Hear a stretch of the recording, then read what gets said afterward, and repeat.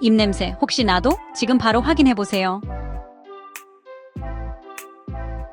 오늘은 조금 쑥스럽지만 정말 중요한 이야기를 해보려고 합니다. 바로 입냄새에 대한 이야기입니다. 양치질과 치실 사용은 구강 건강에 정말 중요하죠. 그런데 매일 꼬박꼬박 양치질을 해도 입냄새가 날 수 있다는 사실 알고 계셨나요? 입냄새는 자신감을 떨어뜨리고 사람들과 대화하는 게 두려워지는 원인이 되기도 합니다. 입냄새 때문에 사람들이 나를 피하는 건 정말 싫잖아요. 그럼 이 흔한 고민의 원인에 대해 좀 더 자세히 알아볼까요? 잘 몰랐던 입냄새 신호, 이제는 알아챌 시간. 흔히 나타나는 입냄새 징후에 대해 알려드리겠습니다. 먼저 어떻게 입냄새가 나는지 알 수 있을까요? 확실하게 느껴질 때도 있지만 그렇지 않을 때도 있죠. 흔한 징후 중 하나는 양치 후에도 입안에 뭔가 이상한 맛이 남는 것입니다. 늘 껌이나 박하사탕으로 입냄새를 가리려고 한다면 주의해야 할 신호입니다. 또 다른 징후는 입이 마르는 것입니다. 침은 입안의 자연적인 세척제 역할을 하기 때문에 입이 마르면 입냄새를 유발하는 세균이 번식하기 쉽습니다. 혀에 백태가 끼는 것도 세균이 너무 많다는 신호입니다. 입냄새의 원인, 속 시원하게 파헤쳐봅니다.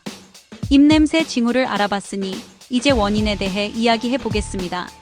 가장 큰 원인은 바로 세균입니다. 우리 입안에는 수많은 세균이 살고 있는데 대부분은 무해하지만 특정 세균은 썩은 달걀 냄새 같은 황화합물을 만들어냅니다. 이 세균들은 음식 찌꺼기, 특히 치아 사이나 혀 위에 남은 음식 찌꺼기를 먹고 삽니다. 그래서 양치질과 치실 사용이 중요한 거죠. 하지만 음식만이 원인은 아닙니다. 흡연, 질병, 약의 부작용으로 입냄새가 날 수 있습니다. 입냄새가 계속 신경 쓰인다면 의사나 치과 의사와 상담하여 다른 질병의 가능성은 없는지 확인하는 것이 좋습니다.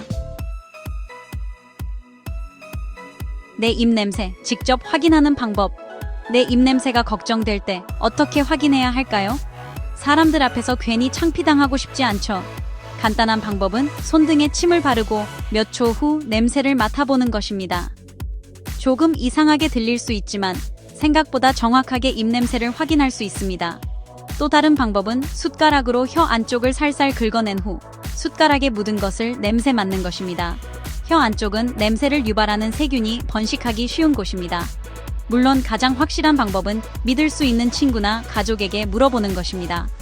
단, 밥 먹고 바로 직후는 피해주는 센스. 입냄새, 이렇게 잡으세요. 효과적인 해결책. 자, 이제 입냄새를 없애는 방법입니다. 가장 중요한 것은 꼼꼼한 구강 관리입니다. 하루 2번, 한 번에 2분씩 구석구석 꼼꼼하게 양치질하세요. 치아 사이의 음식물 찌꺼기와 치태를 제거하기 위해 매일 치실도 잊지 마세요. 혀 클리너를 사용하면 혀의 세균과 냄새의 원인이 되는 이물질을 제거하는 데 효과적입니다. 그리고 물론 치과에서 정기 검진과 스케일링을 받는 것도 건강한 구강과 상쾌한 입냄새를 유지하는 데 매우 중요합니다. 치과 정기 검진, 왜 중요할까요? 치과 정기 검진에 대해 이야기해 보겠습니다. 그 중요성을 잊지 마세요. 치과에 정기적으로 가는 것은 단순히 스케일링만을 위한 것이 아닙니다. 치과 의사는 치주염이나 충치 등 입냄새의 원인이 되는 구강질환의 초기 증상을 발견할 수 있습니다. 집에서는 제거하기 어려운 완고한 치석도 전문가의 스케일링으로 제거할 수 있습니다. 구강 건강은 전신 건강과도 연결되기 때문에 매우 중요합니다. 그러니 정기 검진 예약을 하고 입냄새와 평소 구강 관리에 대해 치과 의사와 상담해 보세요. 오늘 준비한 영상은 여기까지입니다. 입냄새는 흔한 고민이지만 좋은 소식은 예방과 치료가 가능하다는 것입니다. 오늘 소개해드린 간단한 방법들을 실천하고 꾸준히 구강 관리를 하면 상쾌한 입냄새와 건강한 치아로 자신감 있는 하루를 보낼 수 있습니다. 외모뿐 아니라 내면까지 관리하는 것이 진정한 자신감의 시작입니다. 이 영상이 도움이 되었다면 좋아요를 눌러주시고 채널 구독해서 다른 건강 정보 영상도 확인해보세요. 시청해주셔서 감사합니다.